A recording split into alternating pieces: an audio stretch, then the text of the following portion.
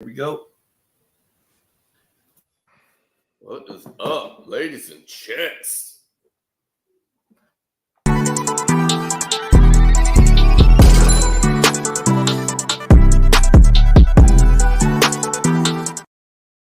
What is up, world? How are we feeling today? Happy Saturday to you guys. The weekend is upon us. We have made it, baby, and sports are in full swing. This is the Bet Champ Show, our Saturday episode here with the fellas, chopping it up, talking about what's going on in the sports world right now. Big things, NFL draft, NBA playoffs, so much to go on the way. And of course, we got the fellas in the house. Of course, we got North Glenn's finest. We got the Soch here. How are we feeling? Feeling great as usual. Just a lot of craziness that's happening in the social media world, and a lot of foolishness and nonsense that I just keep seeing day in and day out. So I don't even have a team in the playoffs, and like some of the things that I see just from a lot of people just get under my skin for whatever reason, just because I feel like I was put on a platform to tell people the truth and the raw truth only. Kind of be the guy that, lets people come back down to earth, or then they could start, overreacting, whatever it may be. But glad to be here. Glad to chop it up. See what you guys think about some of the series so far, and looking forward to get into it. Absolutely. And of course, we got the Whitster in the building, baby. He's looking nice, looking fresh with the coffee mug in hand. Whit, how we feeling? Hey, before we get started, can we change Soch's name to Triggered? My man is triggered this morning. I like it. I'm here, under protest. I don't like to see lovers quarrels, but I feel like, this Nuggets Laker thing is driven a wedge between my guys, and, hopefully, the breakup can come tonight, maybe a gentleman's sweep, Monday, but either way, I'm happy to be here. Can't wait to hear what's on Soch's mind, because these text messages are so cryptic. Got a lot to get off my chest. And now he just said, lots to get off my chest, bro. Now he's like the foolishness that is out in the interwebs. I can't wait. We gotta get Soch on Club Shay Shay. Talking about it. Yeah. We gotta get him on there, dude. I feel like what he's about to say deserves a larger platform. 100%, baby. Well, we are here, guys. See you there up above. Give us a like, give us a comment. Let us know if you want to put something out into the chat. Just type in the comment section. We'll throw you out there on the live show today. Give you a shout out as well. Any questions you guys have? We're just chopping it up, talking sports really right now. Before we get into the big stuff with the NBA and everything, let's just rewind a little bit. Just NFL draft wise, day one, kind of any big surprises to you guys, or anything you really liked, or anything you're looking forward to seeing in this upcoming season with that first round, some of those picks there. We'll go to Soch first. We'll do this quickly, and then we'll get into the big NBA stuff.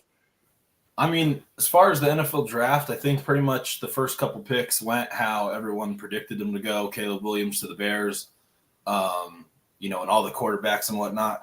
The one big thing that I was very surprised at was probably the story of the first round, and that was the Falcons getting Michael Penix Jr. as their quarterback.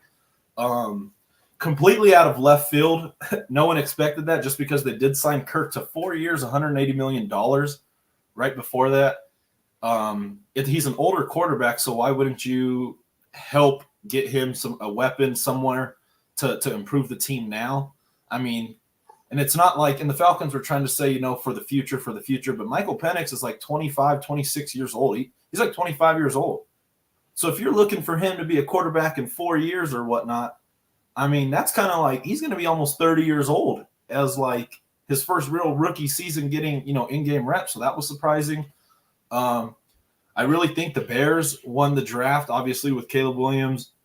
And then they snagged Rome Odunze, Michael Penix's weapon, as a wide receiver.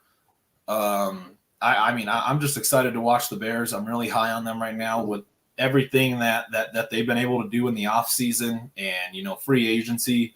They got a loaded roster. And if Caleb Williams he doesn't even have to be everything that he needs to be. He just needs to be he could be a Kirk Cousins-esque quarterback. That's all he really has to be. And I could see them going far. So I'm talking for years to come, but that was exciting to see. And, I'm excited to see obviously how these picks pan out. As especially I know Bo Nix over there in Denver. I like Bo Nix, so that'll be cool to see them as well.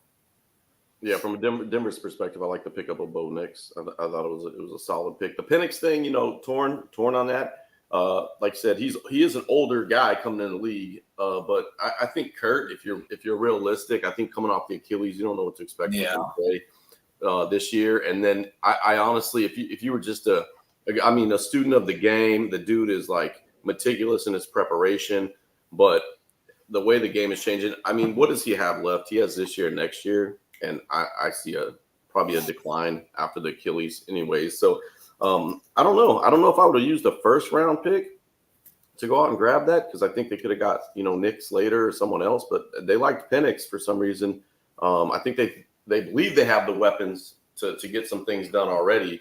Some of them haven't panned out, the tight end out of Florida and some other things, but it's going to be interesting. But the Penix thing was weird. Obviously with the Cardinals, always got my eye on them. Marvin Harrison, I think it's a solid pick. I would have liked Neighbors. I think Neighbors is more versatile.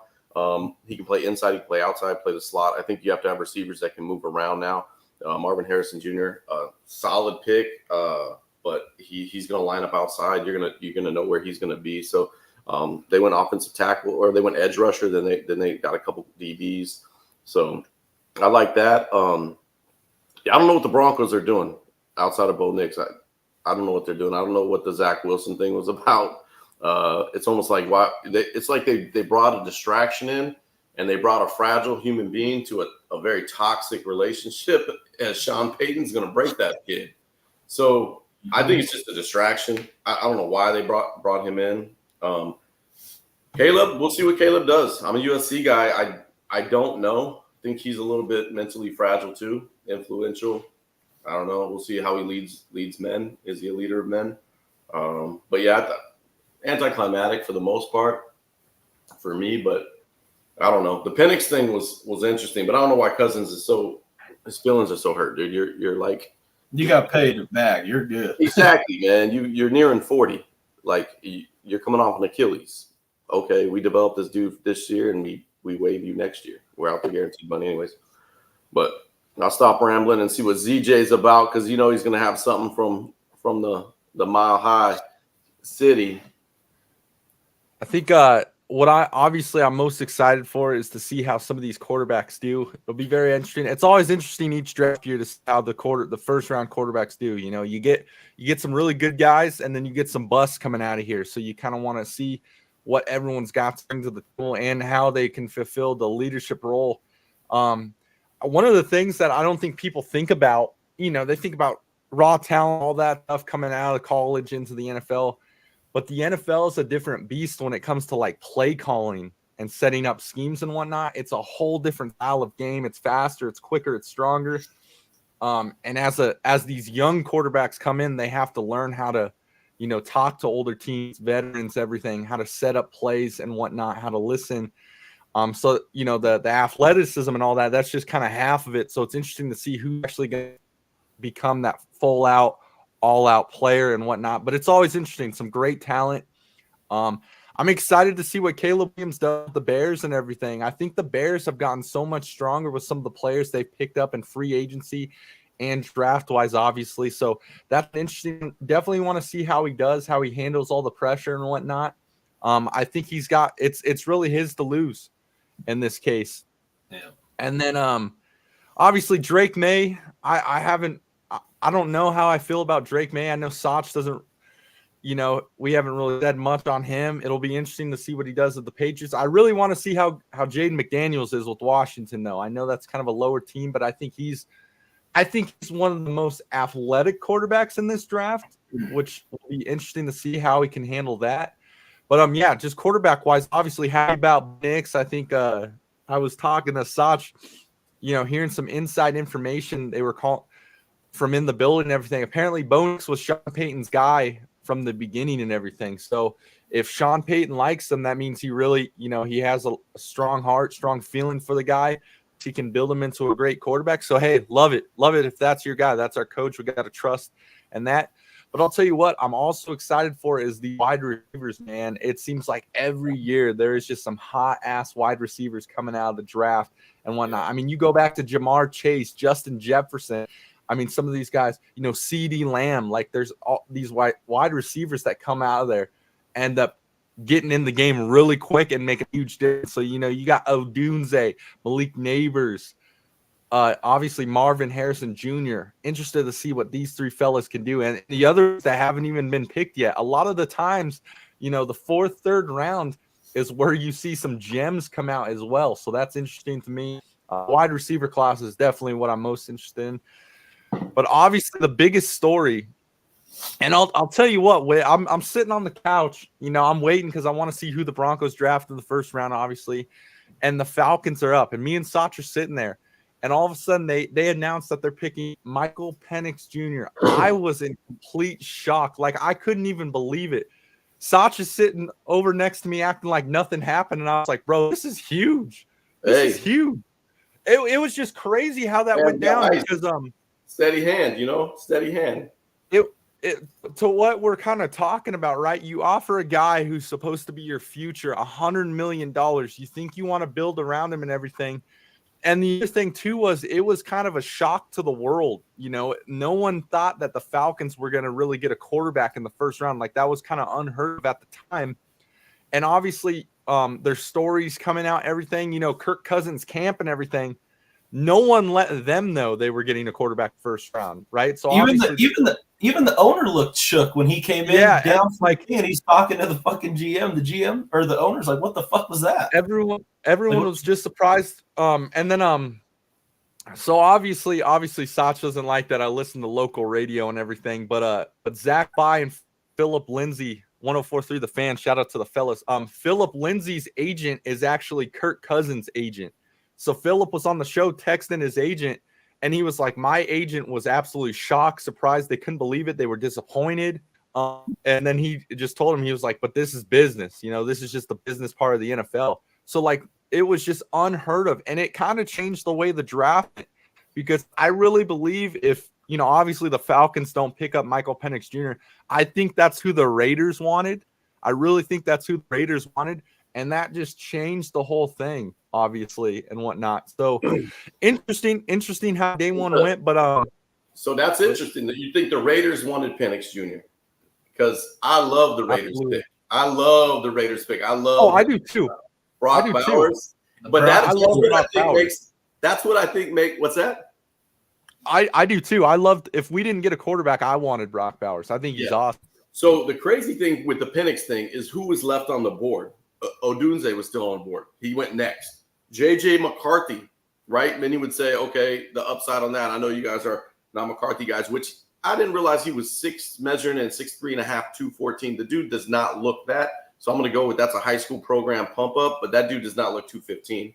Bo Nix was still on there. Brock Bowers was still on there. It's just crazy. Byron Murphy II, like Amarius Mims was still there. Like, there was players that could have helped them immediately, and they go and get a guy that's like not going to help them probably immediately. And not only that, but they pick him. They fucking pick him at number 8. It's crazy. It's a high pick. Yeah. So it blew my mind because, obviously the Falcons have had talent when it comes to some of the players on offense they've had. They just haven't really had a quarterback. And then obviously you get Kirk Cousins, who's a solid quarterback for the program. You'd think they'd want to get him like an offensive lineman to protect him or something, or maybe even another offensive weapon over there to help build this team. And then, because if they're paying this guy, right, like Michael Penix Jr. theoretically shouldn't see the field for a while. He's got 2 years guaranteed, 4-year contract, if I'm not mistaken, and everything. Obviously, I want to see Michael Penix Jr. play too, but that's not the case with what everything was signed in writing and whatnot. So it was just a huge shock. I heard the whole draft, obviously everyone there in Detroit and everything, all the crowd out in the out in the field while they're announcing picks, there was like a huge gasp in the area. Like, no one could believe this, and it was insane. I was shook just watching it. I couldn't believe it myself, but. We'll see how it pans out. Maybe it even puts a fire under Kirk Cousins even a little more. or whatnot. Because I know that guy. I know he truly does want to win, and he's a very solid quarterback. So yeah, he's a good dude. But hey, if they'll hire you that way, they'll fire you that way, right? How did he get to Atlanta? And I always tell people that with jobs or anything, if they'll hire you that way, they'll fire you that way.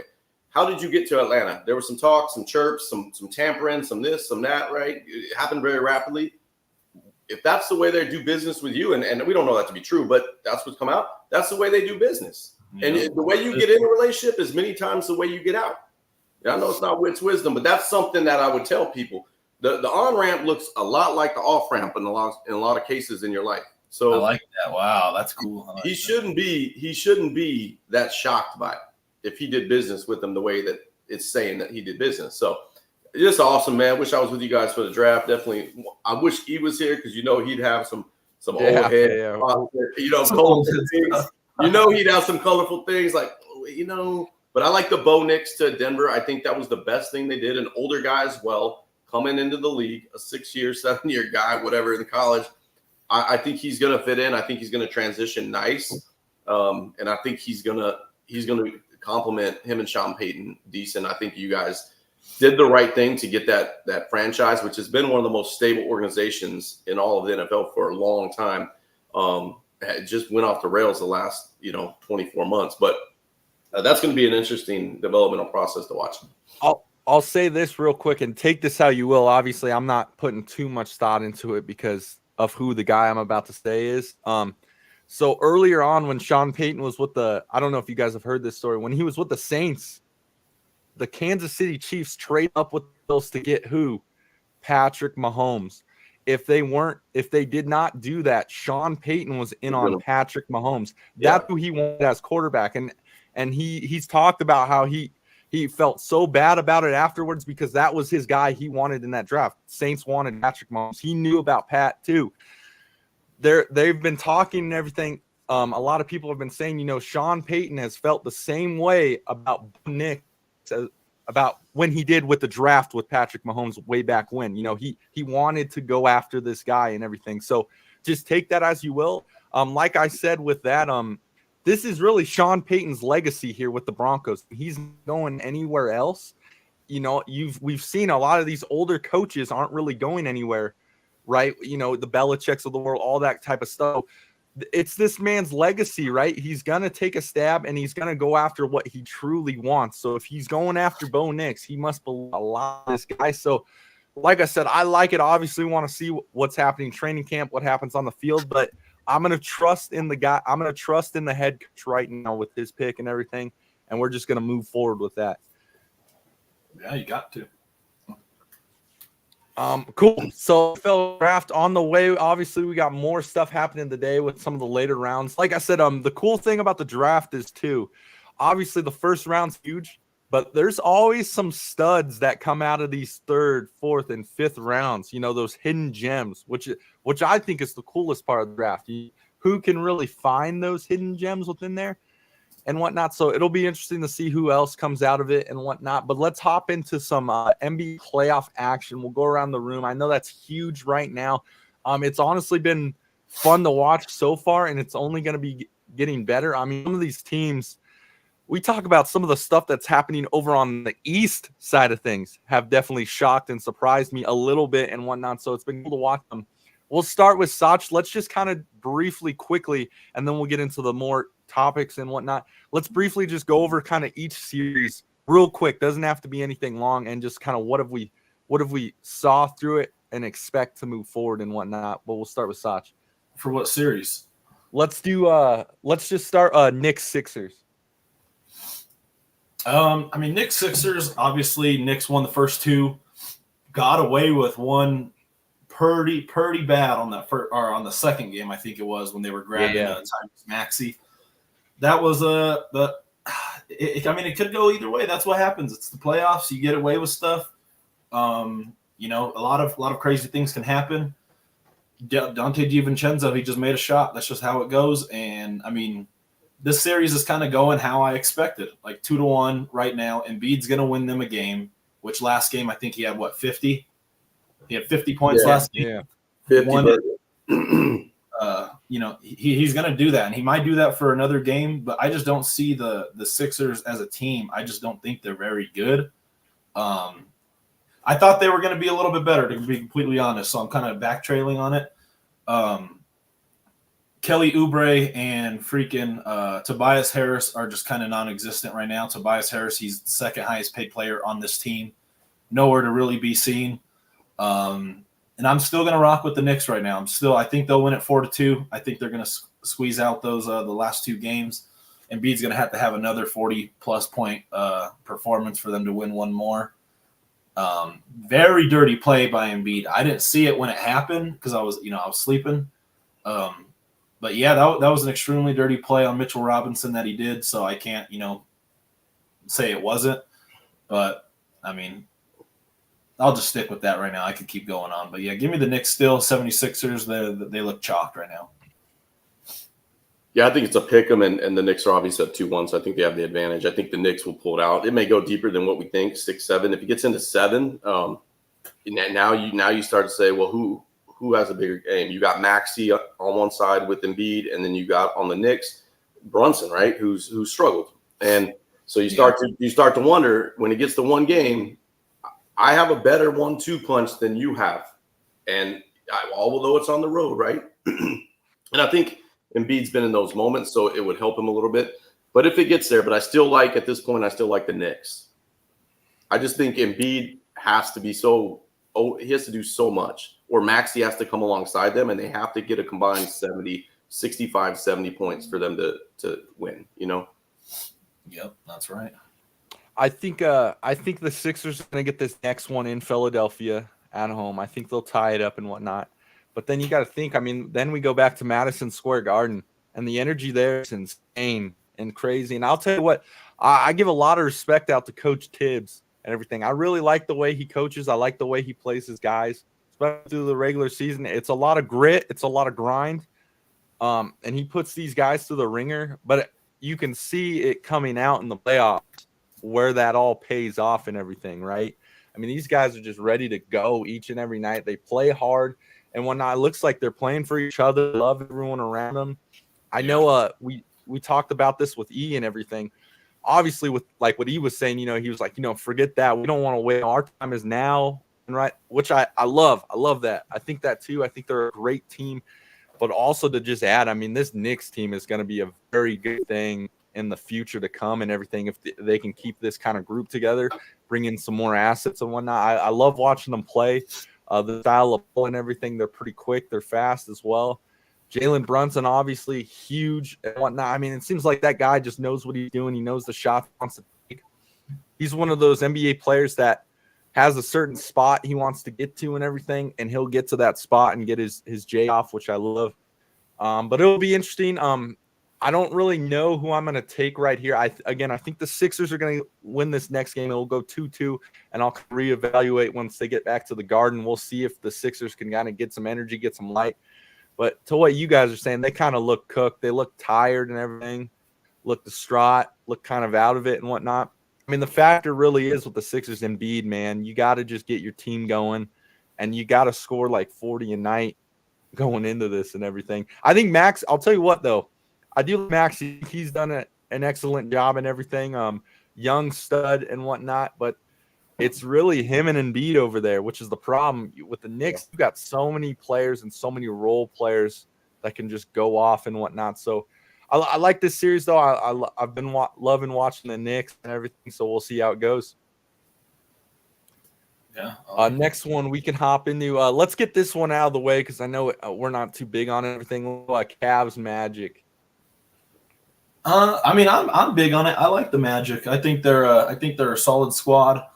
Obviously, they're a very young team. Kind of both two young teams. Obviously, besides Donovan Mitchell, he's the only one that's really had a lot of playoff experience on both ends. And Joe Ingles for the Magic. But the Cavs obviously took 2-0 lead at home. Magic won the first one at home. They're projected to win again today. I think they can. I think they tie it up again today. I think Paulo Banchero is going to have to do everything for them. That's why I picked him over 23.5 for a prop on their last game. Ended up scoring 31. Yeah. I think he's going to get another 25-plus performance tonight. obviously both teams are extremely good at defense, so everything's going to be a tough bucket. So I think the inside guys are going to be the ones that kind of drive the ship. But I mean, I like the Magic to still pull it out. I really do. I think they win this game, and then I think this will go to 7. I really do. So I'm gonna stick with the Magic, still winning the series, and obviously it's gonna be off of Sully going today. But Cavs big worries over there with Darius Garland. He's really not doing much, and that's a big problem because they paid him all this money, extension and whatnot, and he's just not performing as they need him to. So if he's going to still keep doing scoring like this, I like the Magic to still pull it out. But that's the guy that I'm mainly looking at. I think that if the Cavs lose this series, it's on Garland. So that's my take on it. Still give me the Magic, though. I think it'll go 7. Yeah, if you remember, I picked the Magic to win the series. I think it's going to go deep. They're both inconsistent. The Magic struggle with scoring. The Cavs are hot and cold. You don't know what to do outside of Donovan Mitchell. So I think the Magic win today. They're favored by 2.5, but tip off 28 minutes away.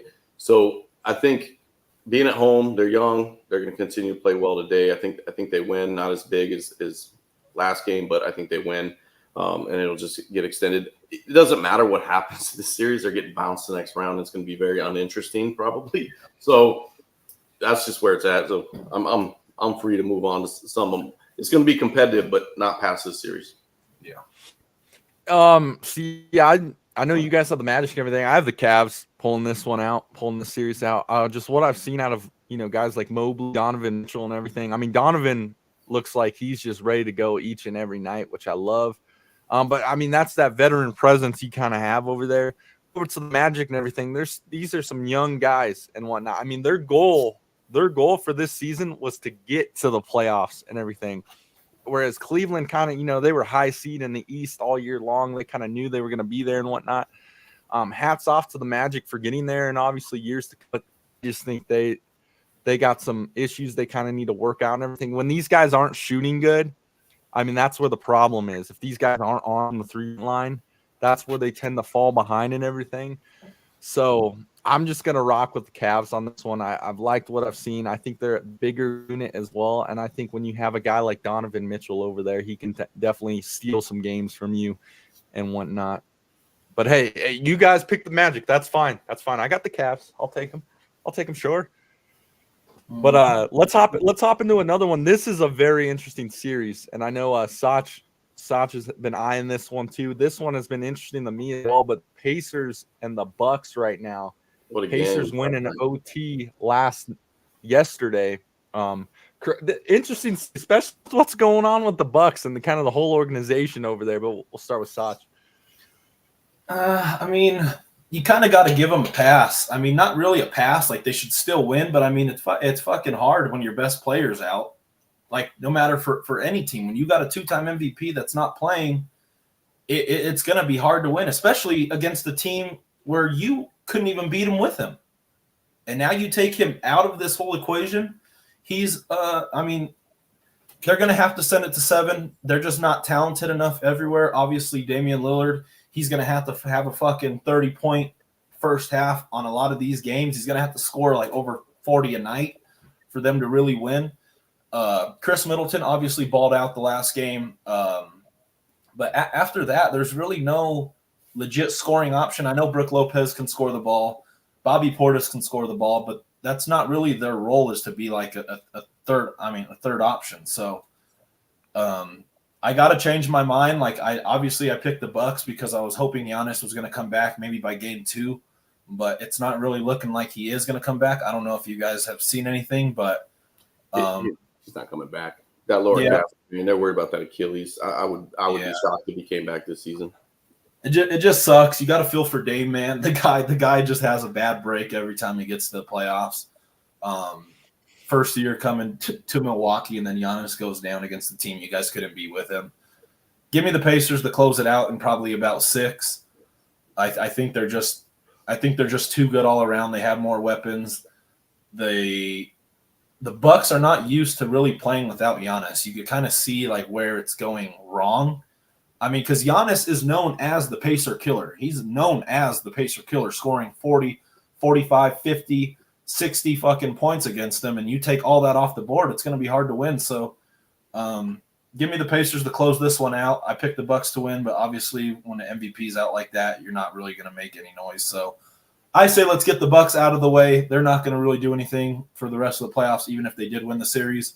I'd rather see the Pacers try to make that next step, and that's what I got to say about it. And Halliburton's not really playing well at all right now either. So give me the Pacers. What a game, dude! That was a good game. That was a fucking most good exciting game. Sat there, had some suds at a watering hole, man, and people weren't even into it until but the last 10 minutes, dude. It was phenomenal. Had some suds at a water hole. Yeah. So, but what about Caitlin Clark getting Tay airtime, dude? During the game, I'm like, can we get this chick off the TV? But Caitlin Clark effect, baby. Yeah, it is. It's huge. She's a multiplier. But, dude, so Pat Beverly needs to go immediately. That dude needs to go immediately. Get him off the team. I don't know what's going on with the organization to where, Dame Lillard, you go out and get a guy that's ball dominant. I like Dame, but he's not a good fit. He's ball dominant. They need someone that the ball moves around through Giannis and Middleton, and they're just stagnant. And I don't think Giannis is coming back, so I like the Pacers. He's not. If he comes back, it's, I wouldn't be surprised, man. That Achilles, that's just a weird injury to have, and when you do have it, there's no reason to rush back from it, especially the way he plays. Especially you go pop it and you're out for all of next season. It's fuck, dude. But check this out. So, what do you think the Kings are thinking with Halliburton, though? Dude, do you imagine their team? They traded him to Indiana. The Kings would have been him with all the other plethora of talent they have. Somehow they need to get it together with Mike Brown, but that dude wanted to be. I don't think Halliburton would have blossomed into the player he is with De'Aaron Fox being the doll. Yeah, they got what. That's the only scary thing is you see players like this when they're on a team where they can't really shine. Halliburton was never going to be the ball dominant guy on that team. He's the guy over on the Pacers. They had to really pick. You just had to pick one, and they got Sabonis, who's a great fit for them. Obviously, the triple double. I think led the league in triple doubles, so he is now crowned the triple double king of the NBA. Domantas Sabonis. Why are we doing this? We're not even. No, I'm not, bro. He got the triple double. No, he got the triple double. I'm not saying it. The stats were saying it. But the triple double leader this league, I think he's a great got him fit. so far. No, bro. I didn't say anything. We're not to the subject yet, but I'm going to. He throws in a little jab. Not even. Yeah, not even on. I know. I'm not going to say his name. We're going to spend about 30 minutes on it. Yeah. No. Okay. Bringing it up in this. Sorry about that. I think it was an even trade between the Pacers and the Kings. I don't know. I don't think Halliburton would have been the player he is but now. I like the Pacers. It would be scary if Halliburton now went over to the Kings. That would be kind of cool to watch with a good team around them. But yeah, I think it was just it was a trade made in heaven. Both teams won it, and the Kings got to be having thoughts fuck, maybe what if we did keep him? But yeah, can't be mad. You got De'Aaron Fox as your point guard. That's pretty good. Yeah. Here's what I'll kind of say on this. Obviously, huge effect when Giannis isn't on the court and everything. The only problem I have over here is still, you still have so many veteran presences over on Milwaukee and everything and whatnot. You got Middleton, you got Bobby Portis, you got Damian Lillard and other guys. This was a championship team a couple of years ago and everything. Obviously, you don't have your best player and whatnot, but man, I don't know. The Pacers to me, and we've talked about, I love the Pacers. I think they're great. They're such a quick team, a fast transition team, which is great, everything. But me and Sach have talked about this a lot. Defensively, that is their huge problem over there. And when you have a team that plays fast and is not necessarily big, you got to really pound the rock with these guys, get it inside and whatnot. So I don't know. Maybe I could see Milwaukee trying to turn on a switch and everything, but I think the Pacers just have so much momentum here. And I picked the Bucks to win the series and whatnot. But obviously the Pacers are just bringing the momentum in. Obviously, we're still early right now. I want to see what happens this next game, so I'm not really going to pick a winner here. I just would like to see some better, even without Giannis. I mean, you have Damian Lillard over here. You have Chris Middleton, who's a good 15 points per game, and that's if he doesn't even get hot and whatnot. And you just have guys, solid guys that can score the ball and whatnot. So I want to see, they got to get together. I don't know, but there's always been problems in Milwaukee since Doc got there, and we've kind of known that and whatnot. I don't know what's going on with the whole organization as a whole, but we'll see. We'll see what happens in the next one. Thing. Let's get this one kind of out of the way, because I'm sure we all have the same opinion on it and whatnot. But we got Celtics Heat. Heat. Got a little sneaky win there. Very sneaky win. I thought it was going to be a sweep. Obviously, when you say sweep, gentlemen sweep, same thing. If the Heat win another game, then that's when it kind of may get scary, because the Heat, with momentum, we've seen that in the past. But I fucking blame that last loss on Joe Mazzulla. I mean, he's taken Jason Tatum out in like the first quarters, right when he's starting to cook up. And then the fucking Heat just take the lead. I don't know what he's doing. I just don't get it. Let Jason Tatum play the whole fucking first quarter and put Jaylen Brown's fucking ass. Obviously, Jaylen Brown had a great game last time. He scored like 11 straight points for them. But I think Tatum's your guy. You gotta let him when he's starting to cook. Like, let him cook the whole time. You're in the playoffs, bro. What are you doing trying to like? They were just playing with their food last game. I just don't get it. But I think now they'll have a different mindset after that first win that kind of woke them up. Like, we can't be fucking around with these guys. So I think the Celtics have a statement win today in Miami. I still have them obviously winning the series. The Heat could definitely win another game to make it like 3-2 or something like that. But still give me the Celtics. I'm not going to go on it long. I mean, Jason Tatum has to play 40-plus minutes. Like, stop playing around, Yeah, I got the Celtics. I don't even think this is going to be close. I think they got them at -9.5 today. When you score 69 points, 69 of you won 11 off 3-point field goals, make 23 threes. I just don't think that. Yeah, the Heat were fucking everything. I mean, everything. Anyone who shot was it was like the basket was the ocean, right? They're just throwing rocks in it, but everything was hitting. So I think the Celtics, they're gonna win. They're gonna win the series. I wouldn't be surprised they sweep them from here, but they go out on a 3-0 run. But Spoelstra's dude. The guy is just, to me, the best coach in the NBA. To me, yeah. Especially when he gets to these playoffs. You know what I mean? Like, when he's able to game plan, it's like the dude is just impressive. But I want to see him with a good team, though. The Heat keep fucking trying to be fucking cute with all these little players, and we could, like, come on, fuck, like, get him a better team. I thought of a better team already. I thought of Zach there because, dude, in Hero they trusted last game, dude. That dude, they came up and deliberately gave him the ball every time, like, set the offense, run the offense through him.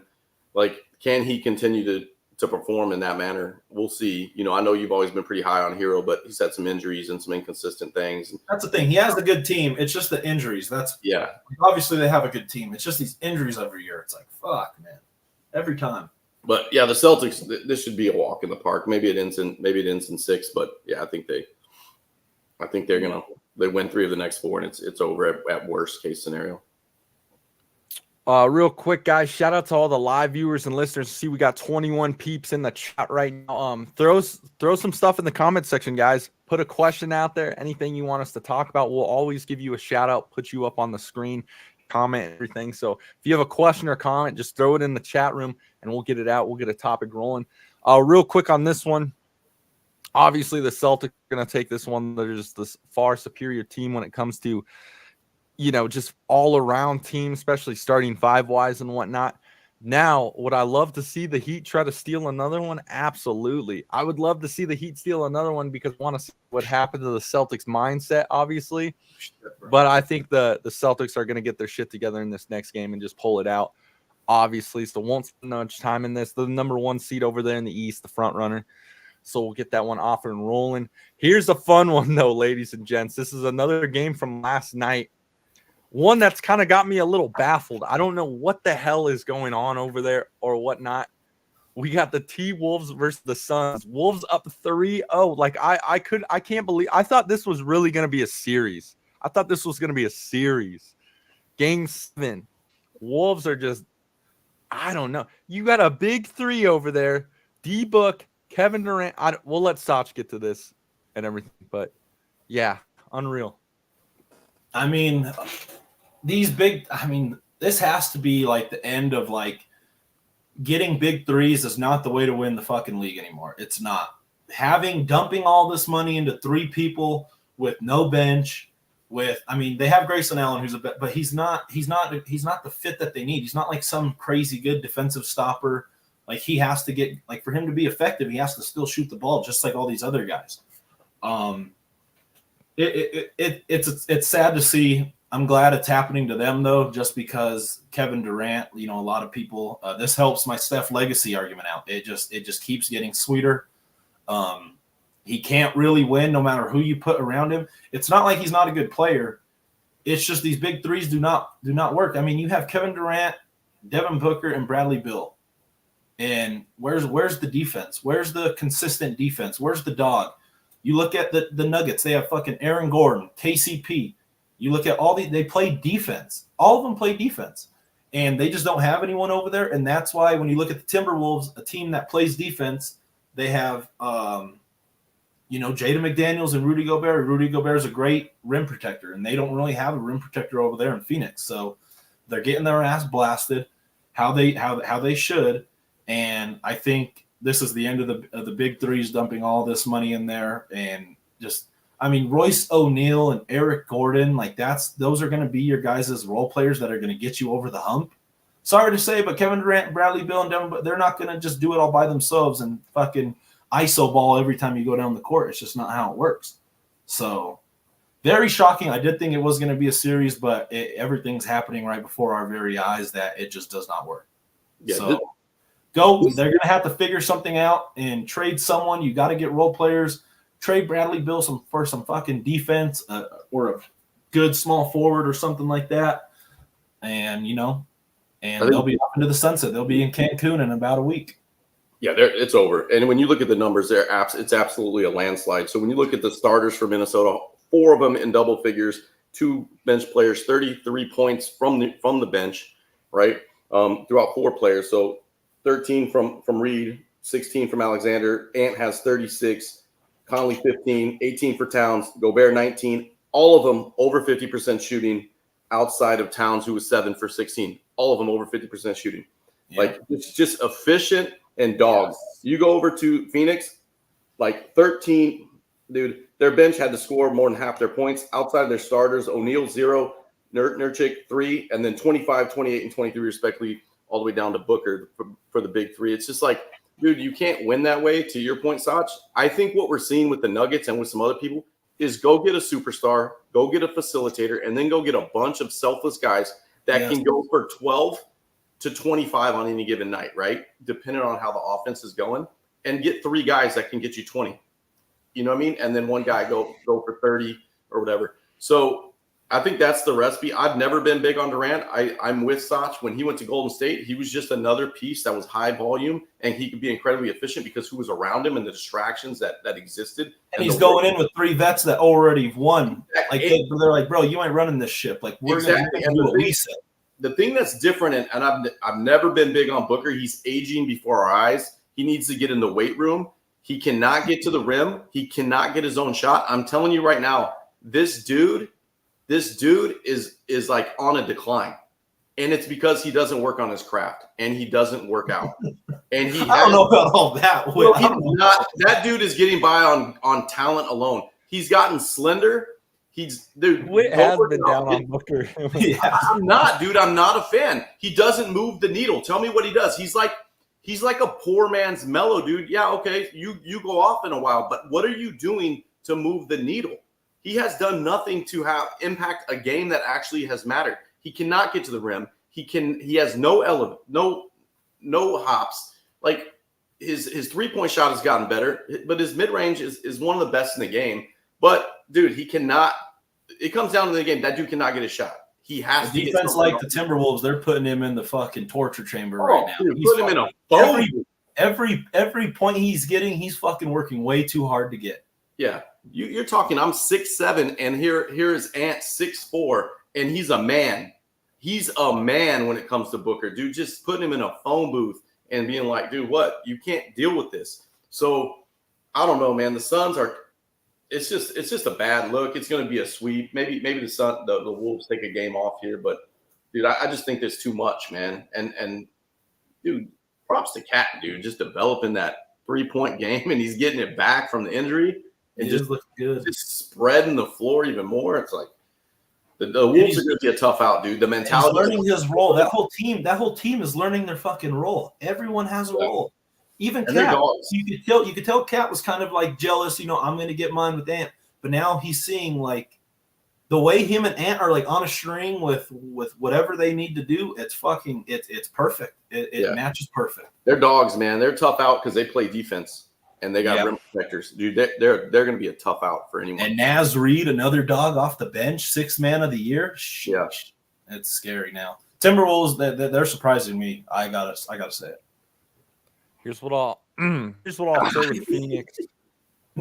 I think someone's getting fired over there. I mean, this is ridiculous. I'm a coach. I don't even want to fucking be in that situation. Like that's bro. And they kept putting the network knows what they're doing. They kept shining the camera over on the coach, couple plays in last night and everything, and he just looked miserable. He looked frustrated, miserable, just not knowing what's going on. It seems like there's a disconnect over there between the players and everything. Like no one knows their role, their job, they're doing. It seems like there's no aggressiveness, hustle. Everyone looks lax. I'm watching. Here's a guy who I was really high on coming into Phoenix and everything that has just shown me not a whole lot, and that's Bradley Beal, man. Every time I watch him, he's either turning over the ball, he's firing up threes, and he's not making it. And he's a very good player. And I was, like I said, I was high up on him coming over, but he has just not moved the needle at all. I'm watching them last night. They're down by 20, and Bradley Beal is he's talking to guys on the bench, smiling, laughing, running back on defense. I'm like, bro, you guys are down fucking 20. What are you smiling about? You're about to be down 3-0 in the first round. You guys were supposed to be one of the, coming into the season, one of the front runners, everything I see team. I really thought this was going to be a series, but it just looks like there's no love over on that Phoenix side, which is just unbelievable because to what Witt said. Now, I disagree with him on the Devin Booker thing, but obviously I think Devin Booker has one of the most precise 15-foot jump shots in the game. There's a couple guys that when they shoot a 15-footer, it is just money. And I'll give these guys credit. I think it's Devin Booker. I think it's Kawhi Leonard. I think it's DeMar DeRozan. And this guy, too. I think Anthony Davis has such a great 15-foot jump shot. Like, every time I watch these guys and they shoot a 15-footer, it goes in. It's crazy. But Booker, too, it just seems like it all seems like this, Sach. I'll say this. You have all these all-stars. You have 3 all-stars. Great scoring threats, for sure. But it just seems like in all 3 of those guys, no one of them is a leader. Not one of those guys is going to get on another guy. Like, there's no leadership. It blows my mind. It just seems like there's too many guys thinking they can score all the time, but no one's the true leader over on that team. Even with Booker, I mean, I look over at him and it's like, dude, like, get on your guys. This was your team. Kevin Durant's never been like a legit leader. He's just always been a great scorer. But it's like there is just no leader over there. And there's no heartbeat on that team. There's no dog. It's just a total disconnect. The soul of the team. There's no one's there getting anyone in line, and it just blows my mind for how much talent's over there and whatnot. I thought they were going to be good. They got Nurkic. They got Grayson Allen. They got Okogie. I thought that was a solid team. And there's just nothing. But here's what I'll say. Going over to the Timberwolves side of things. And I want to give credit where credit's due, even though these guys are in our division. I love watching Anthony Edwards play. I really do. It is, and that's the opposite of what they got over there in Phoenix, guys. Anthony Edwards plays with fucking energy, man. I mean, that guy is ready to go. That guy is talking trash. I see him. He's talking to his teammates, hyping him up. He's pounding him in the chest. He's just excited. That's what you need. And he's only 22 years old, but that guy plays with heart. He wants to be out there, which I love watching him play. He can absolutely float. He's got hot. He can jump out of this dang gym. I think he's awesome. I think he's going to be huge in the years to come as well, and we'll see what they do this year. And And to what Sach was saying, the whole Timberwolves team, they're finding out what they're doing. That's so many great role players. I love watching Naz Reid play too. He's awesome. 6th man of the year. Great. Gets you going offensively as well. Obviously, Rudy Gobert is just a menace down below. My one concern is, and I'm surprised none of you guys brought this up. In all of these games, though, I've seen Cat get in foul trouble early to where halftime comes, he already They were has all in 3 foul trouble early. All the bigs. Were Yeah. fucking But I'm just saying, like in each of them, I've seen Cat, get benched within the second pretty early on, obviously to save him for the next half and everything. So that kind of concerns me there with everything because he just continues to do it and whatnot. And obviously they need him. And see, this is a series they've kind of ran away with, but there have been times where like, well, it's on the bench, we can't put him in. He's in foul trouble and whatnot. So we'll see how that kind of adapts over into the next series and whatnot. But yeah, I mean, we'll another team. They just got the thing going. They got the train going. They are ready to go. And this is a team that's not scared of anyone. The Wolves aren't scared of anyone. I'll tell you that. Goes to show that if it ain't broke, don't fix it. Just like kind of Witt said, they had Chris Paul when they went to the finals, bro. Why are you trying to fucking flip the formula on what got you there? You had a point guard, a facilitator. You had Devin Booker. You had fucking. Everyone else was selfless guys, Mikal Bridges, Cam Johnson, that played defense and could go score 20, but they don't have to. And then they fucking just blow it up like James Jones, the fucking GM. Like, what are we doing? Yeah. Like, why are you trying to get cute with it and fucking flip everything that got you there and switch Devin Booker to a fucking point guard when he wasn't the point guard that got you there? And I don't fucking get it. Like, and his handle is suspect, but. The thing is, Chris Paul is the one thing I'll say about Chris Paul. Hasn't won the chip, but that dude has moved the needle everywhere he's gone. Every team he's gone to outside the Warriors has gotten better, and he's had an immediate impact. He's a leader. Yes. I don't know why they got rid of him. I understand he's had some. Bro, I was pissed that they got rid of him. Like, bro, why don't you just keep him and keep Durant, and then fucking like you got rid of all your role players for. He's the only one. There's no, to your point, Sachin, and even ZJ. Dude, there's no emotion. They're down 20, like you said, and it's like they're not even upset. Like there's no passion. There's no, like you said, heartbeat. It's crazy to think that they have all these long wings and they play like they can't affect shots. They can't close out. Like they don't do no heart, bro. There's no heart over there. What's going on? So you see they all make a shot, and then like Durant, Booker, Bill, they all make a shot, and then they do that fucking dumbass walk to the timeout with their head down. It's like, what the fuck? Like, there's no heart, there's no energy, nowhere to be seen the whole fucking series. And energy is not getting in a fight pushing people. Energy is getting your own energy up for your own fucking team. Ain't none of those dude rough riders like that. So they could do whatever they want. They get their ass beat in a fight and string beans. Dude, they're dealing with freaking men, dude. Ant is a man. Anthony Edwards is over there getting in KD's head, talking trash and everything. Yeah. And he's 22 years old. He's 20. He's so young, and I love it, man. Like he's just getting his team going. He's like, I love it. And this is the thing. And I give LeBron his fucking flowers here, but there's nobody doing that to Jordan. There's no one doing that to LeBron. Bro, nobody is doing that. Anthony Edwards said Jordan couldn't guard him. He said, hell no. Like, that's who Anthony Edwards is. I'm giving LeBron. Kevin Durant was doing it to Kobe. Kevin Durant was busting Kobe's ass in the playoffs and smiling just back at him. It's just how it goes, bro. You smiling at someone and beating your chest and being like, yeah, as you stay with me down the court. One's a little bit more aggressive than the other. Anthony Edwards is a fucking dog. He would do that to MJ, bro. He's a fucking nut job. He'll do that. That's what I'm saying. You're missing the point. But you wouldn't see 22-year-olds doing that to LeBron now. You wouldn't see him do it to Jordan without them having a retort. Oh, you saw the Grizzlies poking the bear, and you saw how LeBron fucking he was telling them shut the fuck up talking shit. These dudes like, that's the last motherfucking time that you're gonna talk shit to me. When he told that to Desmond Bain because he was getting cute. So yeah, like to your point, LeBron, they stopped doing that shit talking to him. Mouse in the house. Immediately, mouse in the house next time down the floor. And I'm getting the ball every time until they stop it. Until they bring 2-3 down. And that's the thing. It's like he just smiles. KD just smiles. And I said, so I thought the next game, and I think ZJ was high on Durant the next game because I did think he was like, he's gonna come out. and he's gonna have a 40 burger. Like blowing my mind.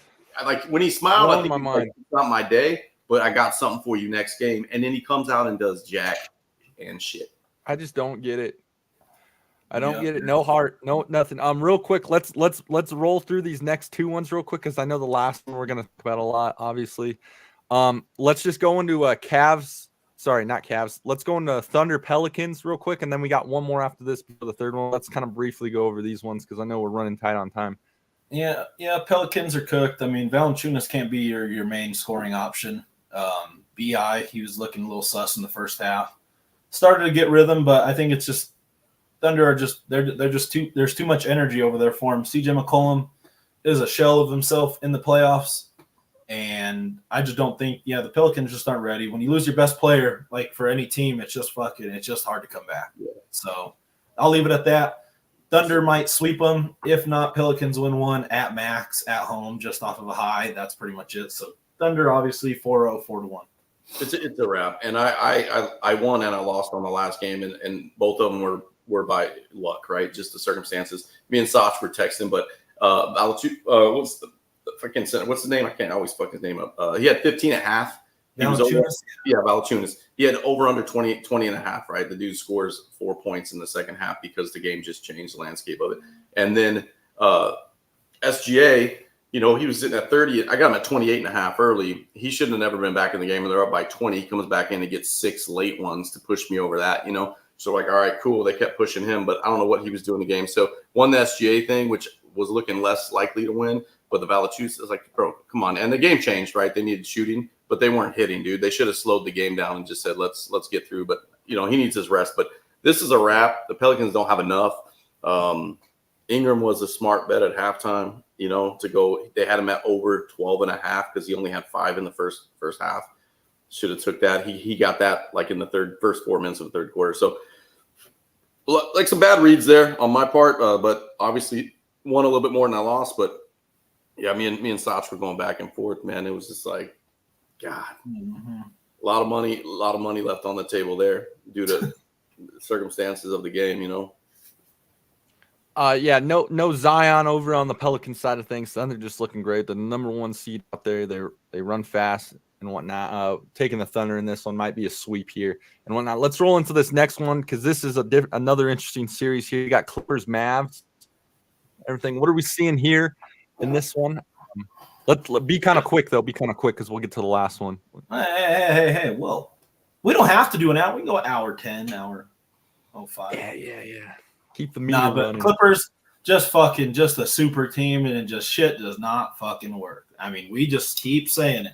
It's just not working in the playoffs right now. And I mean, obviously Kawhi's they were playing great in the beginning, but Kawhi's injury, I don't know. He was looking better. I don't fucking know. I just really don't know what to say. You just break it down, and they're just not playing great basketball. Paul George and Kawhi, I mean, you guys got to score 25 plus a night, man. And you got to have James Harden get 8 to 10 assists a night and pitch in his 15 points. You don't need – James Harden can't be your best scorer if you're going to win the series or this playoffs. You got to have him facilitating.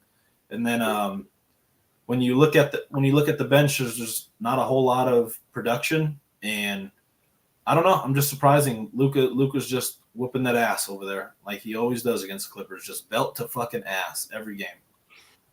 Yeah, Luka's a dog too, dude. Yeah. I'd love to see him like get in shape and like, you know what I mean? Like some real shape. Yeah, like some real shape. Like, dude, just drop 10 pounds. You know what I mean?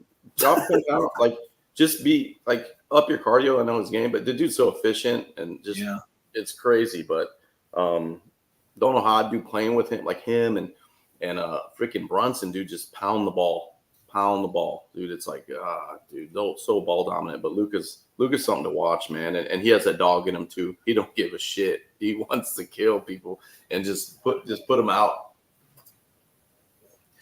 Yeah.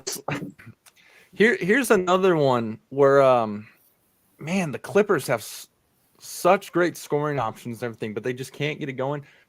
Here's another guy, kind of when playoffs roll around, and I love this guy too. I like his game. I love his jump shot. I think he's so smooth, and that's Paul George. sometimes in the playoffs, Paul George seems to like fall behind and whatnot, and I don't get why. Like he's such an effective shooter and everything. That's another guy really like where's the energy coming from and everything? Yeah, I got. Where's the energy coming from any of these guys? You know, Harden, Kawhi, like these guys are really like getting on each other and everything and bringing the spirit out. And that's what scares me about some of these teams. And we talk about this before the playoffs get set. You have great players, but where's the leadership on the team and everything? You have a team like I think the Clippers are so talented. I really do. But it's just they don't come together when it gets tough and everything, and you see it. And when Luka's a guy, Todd is letting everyone know, he's pretty energized and whatnot. And I think the Mavs are going to take the Clippers. Better figure something out. The beauty of this right now is we're in the middle of some of these series and everything. The Clippers can still figure it out, right? Yeah. Clippers can figure it out. Bucks can figure it out. Sixers can figure it out. But you got to do it quick now. You can't let them get up 3-1. Paul George 7 points, Kawhi Leonard 9 points. Like it's the last just, game. That's not gonna fucking win it, bro. And especially with Kawhi too, man. And I know Kawhi, and I know Kawhi's game. He's always kind of been quiet, and he's a quiet type of player who can kill you and everything. But for all the talent you guys have, man, you got to be in the double. You got to be over 15. You got to be over 20. Well, he only played 25 minutes, so that's a sign of something's there. That he's just not fully healthy with his knee or whatever the hell it was. But yeah, I mean, even if you play 25 minutes, bro, 9 points, your mid range is just as good as anyone. Like, bro, Paul George 7 points in 30 minutes. Come on, like, what are we doing? That's unreal. That's unreal. But how do you fucking go back to the locker room, bro, and just sit in front of your team and they're just looking at you like, bro, fucking max contract motherfucker, 7 points? Like, I would, bro, I could not. I would just fucking flip out. I can't. But, yeah, so I think the Mavs might take this one, but we'll see. We still got some awesome time to go, which is why these are going to be series and everything. But let's get to the one where I know we're going to have some conversation on, especially between Sach and myself. We got the defending champs against the 0-11 Lakers. I mean, so I've never seen an organization be so obsessed and happy about beating a play-in team. Like they're pretty much a play-in team. Like one game they made the 7 seed. They should have been what did they get? Oh, they were a play-in team. Yeah, they're a play-in team, bro, and they've been that for the last 3 years ever since they won. Like that's just who the Lakers are. I don't know why Nuggets fans are just so obsessed with. I think it's just because LeBron. That's the LeBron effect that you're beating LeBron. But at the end of the day, you're really not beating LeBron. You're not beating fucking the Cavaliers LeBron, the Heat LeBron. And I know he's still a great player, so it is still impressive that you beat him 11 times. But I just don't understand. Like, then they're saying, like, the clip comes out, he's like, it's just basketball. Like, the context of the question was, what is the pressure you feel? And he's like, bro, I don't have any pressure. My career, I'm in my 21st season. There's no pressure for me to do anything. And that's why he's saying, it's just basketball. Like, this ain't no pressure on legacy. This ain't no pressure on anything like that. He's still playing extremely well. It's hard when your point guard is scoring 0 points, can't play a fucking lick of defense. Your power forward down low is scoring 5 points, Rui Hachimura. And then your other big guy, Anthony Davis, is playing great, but the team's just not good, and they haven't been good for 3 years. So I don't know why they're getting caught up in the Lakers hype. Oh, that's just Lakers fans. That's just how the Lakers fans are. They're just like Cowboys fans. They're very delusional as a whole. So then they think that the Lakers are going to go to the finals. Bro, no, they're not. Like any real no, they're not. And the Nuggets are really getting by the skin of their nutsack, bro, in a lot of these games. By the hair on their nutsack. They're not starting well. I'm looking at the pros and the cons. The pros are you're making good adjustments in the second half. And that's why Malone is one of the best coaches in the league. Because every time at halftime, they come out with adjustments and they're fucking killing them. And you're not going to be going up against Darvin fucking Ham the rest of the playoffs. Like Darvin Ham, they've been wanting him fired for a very long time. He's a terrible coach. He makes no adjustments.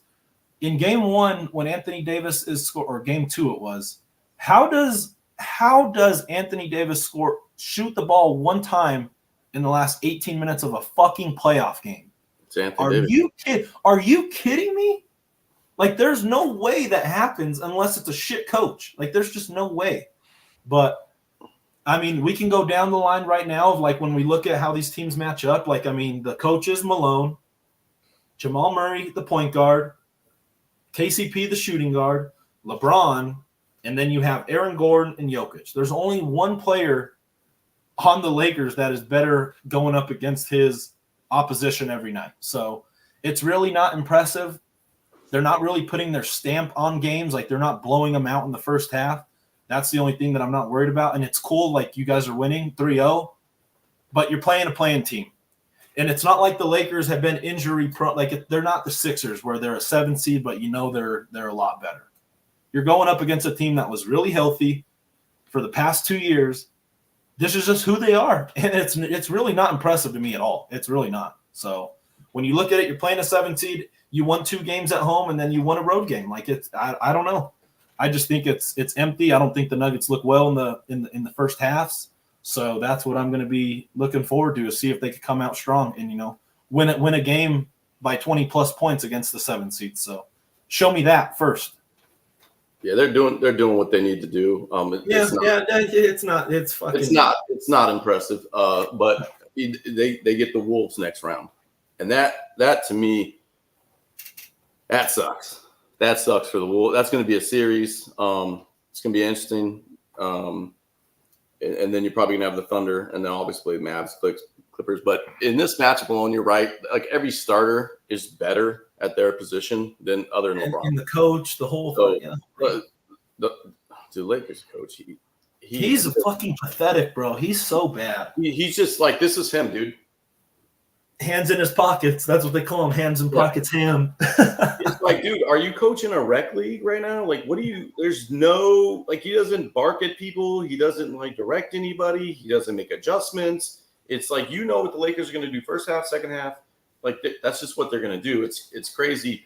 But, yeah, man, this is, and Sops will get mad. This is the LeBron effect, though, right? He tries to GM the team, and he ends up in these situations countless times, and then he exits the organization and goes somewhere else. But he tries to dictate the players that are going to come, and it's like, dude, let them build a team around you. Stop being a control freak. And the dude should have legit 5-6 chips. He should. But he tries to dictate the organization, who they get, who they bring in, and it's like, dude, you're a generational player that we'll never see again, but you want too much control, and you end up in these situations. Now, here's what I will tell you. You're down 3-0. There's no reason for D'Lo to even suit up today. Send him home. Trade him. I would release him. I would release him. He's been an embarrassment to the team. Immediately for last game, I would have sent him to the showers, and if I didn't, you're not suiting up this way. I'd have to go back to what was Mike Singletary. Can't win with him. Don't want him. Can't play with him. Like, dude, get out of here. I would get rid of that dude. He's been a cancer ever since he did the hotel room little footage thing. He's always just a kid. He's immature. Like, if you just look at his career, very immature. He would not be wearing a Lakers uniform if I was in any part of leadership in that organization. And there would be no one that could override me. And if they did, I'd be like, well, we need to figure it out. Because culturally, that's immediate. The fact that he's going to play tonight is a problem. That tells you what it is. It's like, no, dude, we're down 3-0. What do we have to lose? Get rid of him. First and foremost, like, I can't, dude. I can't play with that guy. And he would be gone. I'd be trying to get whatever I could for him and just move on from him like yesterday. Yeah, that's it. That's what happens when they're a 7 seed written all over them, playing team, playing every year. That's all they are. So they were in the Western Conference Finals last year. Were they a playing team? Were they a playing team? Were they a playing team? They were in the Western Conference Finals. Were they a playing team? Yes or no? Were they in the Western Conference Finals? Were they a playing team? Yes or no? Now it's my time to talk, though. Exactly. I let Sox talk, and it's all about matchups. The Lakers could beat the fucking Thunder for all I care. That doesn't mean they're fucking a 1 seed. Just because you beat a 1 seed doesn't make you a 1 seed. All right, were the Heat? You already win. You gave it to it. It's my turn. No, they were not. The Heat were not a championship team. They went on a run. That's what happens. But when you come down to it to play good basketball, you're going to get your ass whooped. And the Nuggets, we said it, were the worst possible matchup for the Lakers because they're just top to bottom, roster by roster. They're not better players. When they went up against the Grizzlies, they have three of the best players on the court at all times. It's a terrible matchup for the Lakers. Obviously, we knew that going in, and the Nuggets are just doing what they were doing to do here in this matchup scenario. But we're they're just really kicking not their ass. doing it how they should be doing Touch, you already talked, bro. Let me talk. You already went through your spiel. Okay, go. The Nuggets, right, bought a timeshare in LA. That's just how it works. I'll tell you where this whole thing went wrong. It went wrong before the playoffs. All right. When the Lakers lost Kobe night in LA, that's when this whole ship just sailed. How are you? RIP Kobe, love Kobe, big respect, one of the greatest ever. When you lose Kobe night in LA to the Nuggets, your spirit's just gone. You watch, I get what Josh is saying about LeBron and everything, the LeBron effect, but to what Witt is saying, Witt summarized a lot of this up great. This is LeBron's team. This is who LeBron wanted because LeBron's not letting the coach or the organization do their job. So LeBron's trying to bring in all these guys, and it's just failing miserably each and every year. This is what's happening. Okay, we'll get that out of the way. The Nuggets are the better team. Sure. But the Nuggets, I mean, we're just seeing adversity here at its finest. I mean, I've said this every night we've watched the game. And yes, they're terrible. The Lakers are terrible. The Nuggets are doing what they're supposed to do. They're supposed to win. They're supposed to blow these guys out of the water and whatnot. We'll say that. But, I mean, you just watch this Nuggets team down 20, down 15, whatever it is. Here's the team. And see, I know me and Sach will look on this. We talked about, like, the Suns, no leadership there, anything like that. Well, there's leadership at least over on the Nuggets. We can agree on that. Guys are getting at each other. They're continuing to tell Jamal Murray to shoot the ball when he's having bad games. But you just look at the poise over on the Nuggets. When they're down by this amount of points, they just look still so comfortable. They just look so comfortable because they know they're going to get in their rhythm. They're going to get in their flow. They're going to make their changes and adjustments. And that's what they end up doing. Right now, we're just playing who we have to play. The next series is going to be a huge test going up against the Wolves. If the Wolves, end up making it out, and obviously I think they will and whatnot, but that's going to be a great test to see adversity at its finest. Here's the funny part about it. Say what you will or whatnot, but watching some of these press conferences, I just think is absolute comedy, because you could call them a playing team or what, but just hearing AD and LeBron speaking, I'm talking after every press conference, they just look like their spirit's just gone. They're just having no fun whatsoever. Just the way, I mean, they ask AD one question, he slams the mic down, he just leaves. Like it's just comedy to me. It's comedy and whatnot. But here's what I'll say. Hats off again for the Lakers to trying. I don't care I get it, playing team or not or whatnot. I don't care who you are. You can't, losing 11 games to one team is just embarrassing, whoever you are. AD is supposedly one of the best big men we've seen. And to what Sach is saying, he just is nowhere to be found in the fourth quarter, which I get. But at the same time, here's what, and Sach knows this. Sach has been a guy on a college basketball team, high school, whatnot. I've done the same, high school, college, military. When you're the guy, no matter what's going on, in the last moments of the game, you go get the ball. You have to, and Sach, you know that. You go get the ball. You can't go get the ball. You have to. Big men have but to. You can. No. I get that, Sach. I get that. But you demand it. You know what I'm saying, though. You know that. Like you just got to demand it. It just seems like there's nothing going on. It's because of the leadership over there, the disconnect between the coach and whatnot. So I get what Sach is saying. We did what we're supposed to do against the Lakers, hands down, guaranteed. But regardless of them being that team or not, if we sweep these guys in a 12-0, that's still embarrassing. It's still embarrassing for the Lakers. So that's all I'll say. I'm geared up for this next series and everything. I think the Nuggets are great. Obviously, they've came out slow to the Lakers, but the Lakers with their matchup with LeBron and AD was still a decent matchup, big man wise, for Jokic and everything. So we'll see what happens next. But to just see these guys come back from these blown leads and everything, I just I wish think it's pretty remarkable in itself too, just to see how together they are as a unit and everything. But that's what I'll say. We did what we're supposed to do here. We're gonna finish them out tonight. We're the Lakers' daddy. I don't care what you say. We're still their daddy because The we whole just NBA owned is them. their daddy because the whole NBA beats them. But 12-0. 12-0. The I record just now wish against the I wish I Lakers. could see Lakers like have I this wish in I their could see record like book thought now. bubbles over Sach's head while you gave your soliloquy, because you could just tell he's like at one point he's so uninterested, he's looking at the blank wall. Here's what I'll say. I'm not gonna try to like start screaming and stuff like that. But like the only thing that like really bothers me is like the Nuggets fans. Like you could tell a lot of them just don't know what a competitive game like feels like. Like when like they're dissecting every little thing on these press conferences. They're like I see the AD one where he's like Jamal Murray made a shot. It's like, oh, we got him pissed, we got him set. Like, bro, yeah, it's a playoff game, bro. Like I would be fucking dude just played an unbelievable game and he lost on a game winner that was in his face. Like, bro, like I would be fucking pissed. I would not be wanting to go to these press conferences. Like it would just be annoying the shit out of me. After we've all played a sport, when you lose a game against like a rival and you just fucking going down to the wire, bro, like after the game, you don't want to talk to no one. Like you're just all these thoughts are just going through your head and you're just pissed. Well, So I think that's what it was. And what was I gonna say? And it comes down to the like when you guys are saying like LeBron made the teams and he wants to be the coach.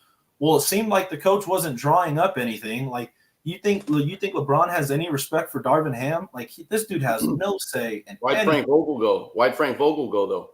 But right? he won Frank Vogel a chip.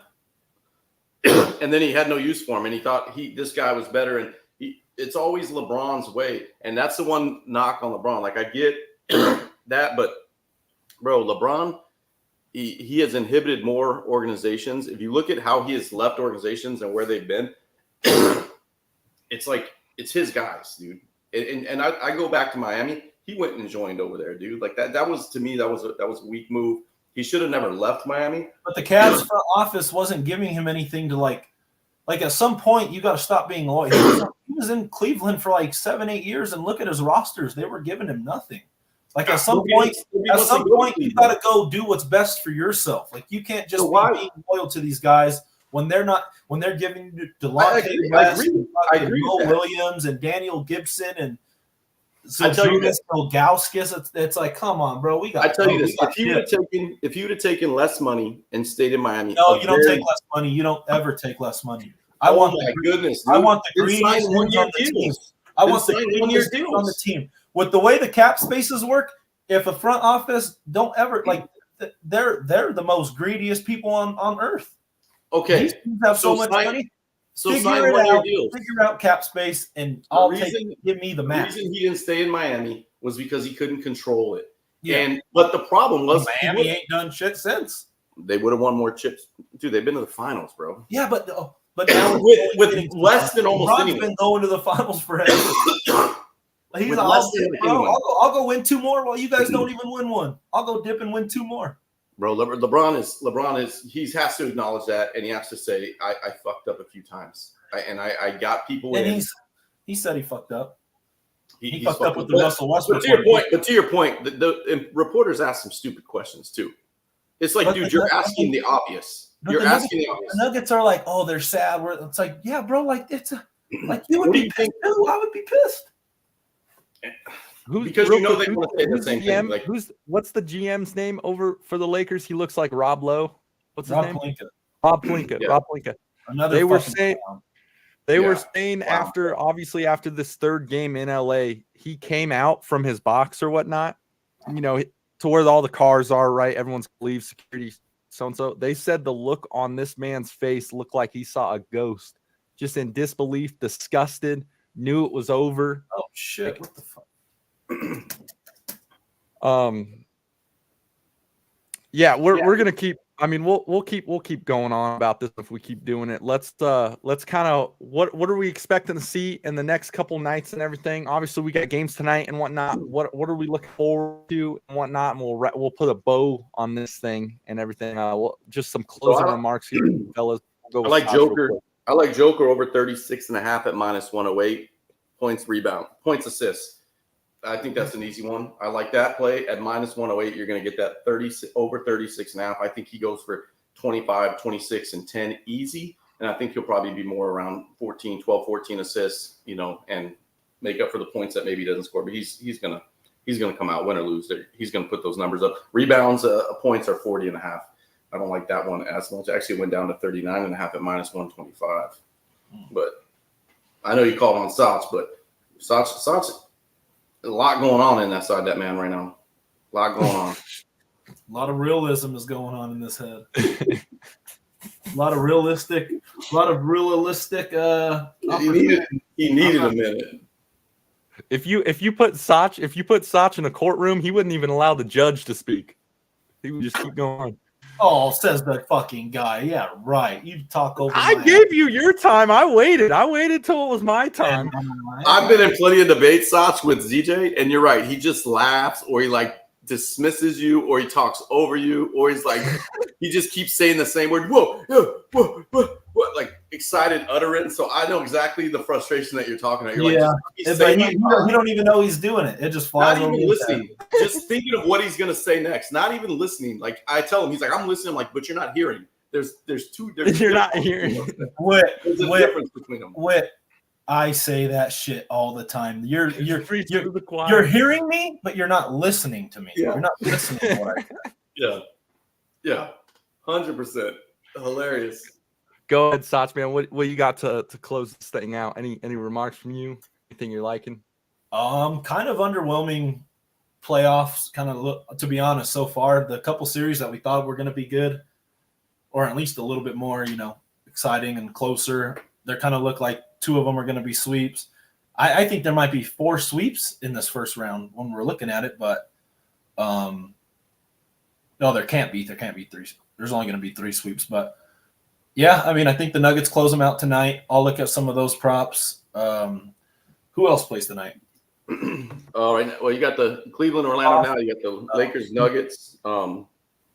Boston, OKC, and Denver. I think they all put their stamp on the series tonight. And then Cleveland, Orlando. I'm gonna go ahead and start watching that. But no, a lot of interesting things that are happening. A lot of egos are going to be put in check, and a lot of offseason moves might be happening with a lot of these super teams, like the Suns, the fucking Clippers. The goddamn Lakers might make some moves outside of, like, obviously D'Lo. They're not a super team, but I'm just saying, like, it's LA, so you'll know. But yeah, I mean, I'm looking forward to seeing how these games end out, and focus on some of the other better matchups that we're going to see. But yeah, very, very surprising with a lot of stuff that I'm seeing out of a lot of superstars underperforming. 100%, ladies and gents. This is the Bet Champ Show, guys. Love talking to you guys. Just follow all the social media accounts to hear from us. Send us messages, DMs, anything you want to hear from the fellas. We'd love to get back to you guys. We'll always respond. Yeah, looking forward to it tonight. Obviously, I think the Nuggets are going to close them out tonight. I think that's what they should do and everything. So the spread right now is 3.5. I kind of like it there. I mean, it hasn't been these games, even with how far the Lakers have gone ahead. The Nets have usually ended in like 7 up, 8, 9 or so. So 3.5, I kind of like here and whatnot. But obviously, I think the Lakers are going to play a little harder and whatnot. But guys, we will do it. That'll do it for this show. We will catch you guys in the next episode.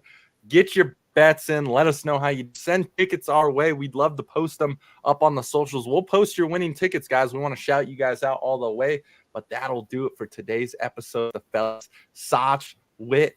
Hope you guys enjoy your day and keep looking fresh, my friends. Absolutely.